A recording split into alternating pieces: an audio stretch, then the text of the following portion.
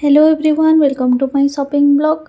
आगो को सावित्री अच्छी तो समस्तंकर किछि ना किछि किनिबा स्टार्ट हो जिवणी कि किछि ना किछि देखिबा ऑलरेडी स्टार्ट हो जिवणी। मु आज नेकी आसी क्रीम कलर रो साड़ी सह मेरून कलर रो हेवी वर्क स्टिच ब्लाउज। याकू आपण को भी ओकेजन हो को भी फेस्टिवल हो ताकू इजीली कैरी करि परिबे काहेकि ना एटा बहुत ही लाइट वेट ब्लाउज रो फुल बॉडी रे हेवी एम्ब्रॉयडरी वर्क सह नेक आपण को वी शेप रो देखिबा को मिलिबो।